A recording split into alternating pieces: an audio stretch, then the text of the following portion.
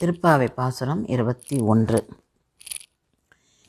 ஏற்ற கலங்கள் எதிர்பொங்கி மீதளிப்ப மாற்றாதே பால் சொரியும் வள்ளல் பெரும் பசுக்கள் ஆட்டப்படைத்தான் மகனே அறிவுராய் ஊற்றமுடையாய் பெரியாய் உலகினில் தோற்றமாய் நின்ற சுடரே தொழில் எழாய் மாற்றார் உனக்கு வழி தொலைந்து உன் வாசற்கண் ஆற்றாது வந்து உன் அடி பணியுமா போலே போற்றியாம் வந்தோம் புகழ்ந்தேலோர் எம்பாவாய். இந்த பாசுரத்தில் ஆண்டாள் கிருஷ்ணனை எழுப்புறா. ஏன்னா நப்பின்னை சொல்லிட்டா, நான் இனிமே உங்களோட தான் இருக்க போகிறேன்னு, அதாவது நானும் உங்களோட சேர்ந்து கிருஷ்ணானுபவத்தை அனுபவிக்கிறேன் அப்படின்றா. ஆண்டாளோடையும் அவளுடைய தோழிகளோடும் இருக்க போகிறாவோ, அதனால் எல்லாருமா சேர்ந்து கிருஷ்ணரை எழுப்பலாம் அப்படின்றா. அதனால் ஆண்டாள் பாடுறா. ஏற்ற கலங்கள் எதிர்பொங்கி மீதளிப்ப மாற்றாதே பால் சொரியும், அதாவது நந்தகோபாலன் மகனேன், அதாவது அவள் அப்பாக்கான பெருமையை சொல்கிறாவ. இப்பேற்பட்ட ஒருத்தருடைய மகனே. ஏன்னா அவருக்கு அவருக்கு இல்லாத செல்வம் கிடையாது, ஆனால் அவருக்கு நந்தகோபால் மகனே சொல்கிறது அவ்வளோ பெருமையாக இருக்குமா. அதனால் ஆண்டாள் சொல்கிறா, அதாவது இந்த பசுக்கள் அதாவது நந்தகோபால் வீட்டில் இருக்கிற பசுக்கள்லாம் அப்படி பாலை கறந்துட்டே இருக்குமா. அதை எதிர்பார்க்கறதுக்கு மேலே மேலே மேலே ஏமாத்தாமல் அப்படி கறக்கும். அந்த அந்த ஏற்றக்கலங்கள் நிறைய பாத்திரங்கள் எடுத்துன்னு போய் அந்த பாத்திரத்துக்கிட்ட வச்சாலே அப்படி பால் சொரியுங்களாம். ஸோ அந்த மாதிரி அவ்வளோ ஒரு செல்வங்கள் இருக்குது, அத்தனை பசுக்கள் இருக்குது. ஏன்னா அவ்வளோ ஒரு நல்லவர். அந்த அப்பேற்பட்டவருடைய மகனே அறிவுராய் அப்படின்னு சொல்லி அவரை எழுப்புறா. ஊற்றமுடையாய் பெரியாய் இவளை நீ இவ்வளோ பெரிய உலகத்தில் நீ எவ்வளோலமோ அவதாரம்லாம் எடுத்திருக்க, உனக்கு உன்னோட பெருமைன்றது ரொம்ப ஜாஸ்தி.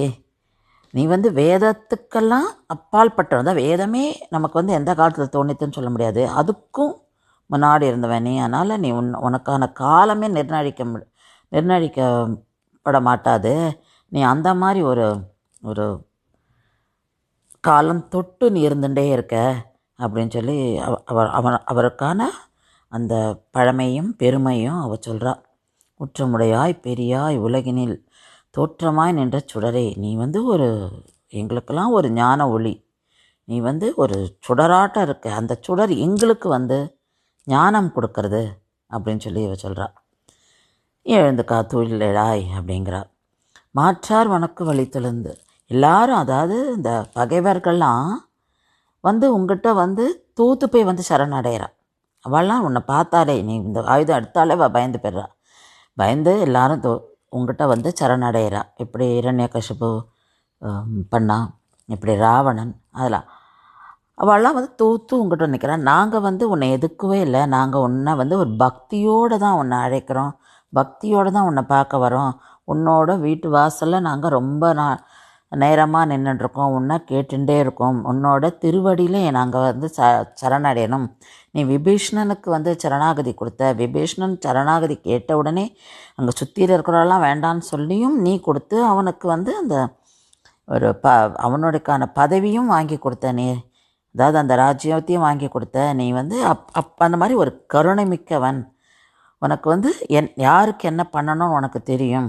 இப்போ நாங்கள் எதுவுமே கேட்கல, நாங்கள் உன்னோடைய அன்பு, உன்னோடைய கருணை, உன்னோட அனுபவம் தான் கேட்குறோம். நாங்கள் உன்னோடைய வீட்டு வாசலில் இதுக்காக நாங்கள் ஏங்கி தவிச்சுட்டுருக்கோம் அப்படின்னு சொல்லி அவள் சொல்கிறா. ஸோ போற்றியாம் வந்தோம் புகழ்ந்தேலோர் எம்பாவாய்.